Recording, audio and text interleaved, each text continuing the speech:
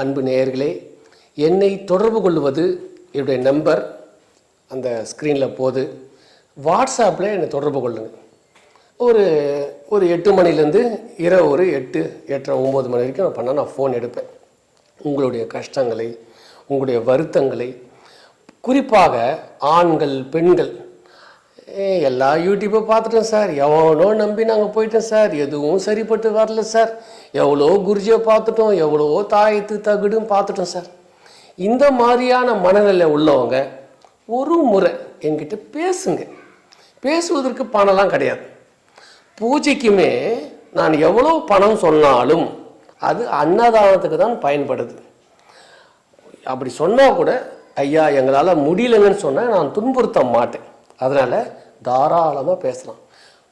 குடும்ப தலைவிகள் மனசுக்குள்ள ஏகப்பட்ட குழப்பங்கள், ஏகப்பட்ட வருத்தங்கள், வேதனைகள். நான் நினச்ச வாழ்க்கை வரலையே, அதுக்கப்புறம் இந்த கிடைச்ச வாழ்க்கையை ஒரு ஆட்படுத்திக்கிட்டு பிரச்சனை, மாந்திரிக பிரச்சனை, குடும்பத்தில் டெவலப்மெண்ட் இல்லையே, என்னுடைய வாழ்க்கையில் ஏன் இப்படி நடக்குது, எனக்கு மட்டும் ஏன் இப்படி நடக்குது, இப்படி புழங்கிக்கிட்டே இருக்கிறாங்க. யூடியூப்பை பார்த்துக்கிட்டு இருக்காங்க. யார் சொன்னால் பித்தன் தீரும், எத்தை தின்னா என் குழப்பம் தீருன்ற மாதிரி இருக்கிறாங்க. அவர்கள்லாம் ஒரு சாதாரண பொழுதில் எங்கிட்ட வாட்ஸ்அப்பில் பேசலாம், இல்லை ஒரு சாதா காலில் பேசலாம். என்னை தொடர்பு கொள்வது, என்னிடம் பேசுவது என்பது எந்த விதமான கஷ்டங்கோ, அது ஒரு சுலபமான விஷயம். நீங்கள் அதோடைய தகவல்களை வாட்ஸ்அப்பில் அனுப்பிச்சா போதும். நான் ஒவ்வொருத்தருக்காக பார்த்து சொல்லிக்கிட்டு இருப்பேன். நாங்கள் தினந்தோறும் அன்னதானம் கொடுத்துக்கிட்டு இருக்கோம். எங்ககிட்ட பேசுவதே என்பதே ஒரு குட் டைம். உங்களுக்கு எவ்வளவோ விஷயங்களை நீங்கள் பார்த்துருக்கலாம், எவ்வளோ மகான்களை, சுவாமிஜியை பார்த்துருக்கலாம். 5 தலைமுறையாக நாங்கள் அருள்வாக்கு, மாந்திரீகம், தாந்திரீகம் இந்த வேலைகளில் ஈடுபட்டு வருகிறோம். உலகத்தில் தமிழர்கள், என்கிட்ட பேசாத உலக நாடுகளில் உள்ள தமிழர்களே கிடையாது. தமிழ் தெரிஞ்சவங்க, இல்லை நம்ம வம்சாவளியை சேர்ந்தவங்க, தமிழர்களாக இருக்கிறவங்க, குஜராத்தில் உள்ளவங்க, காஷ்மீரில் உள்ளவங்க, எவராக இருந்தாலும் என்னை தொடர்பு கொள்கிறாங்க. அவங்கவுங்க பிரச்சனைகளை சொல்கிறாங்க.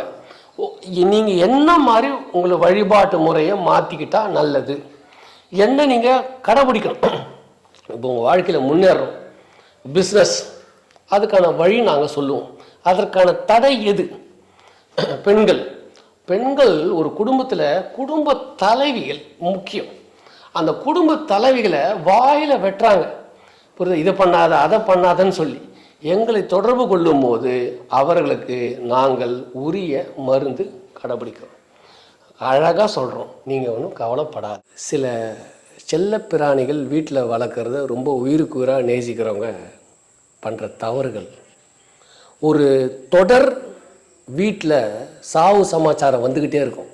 வீட்டில் உள்ளவங்களே அதிகப்படியாக உயிர் பலி ஏற்படும். நாய் வளர்ப்பாங்க.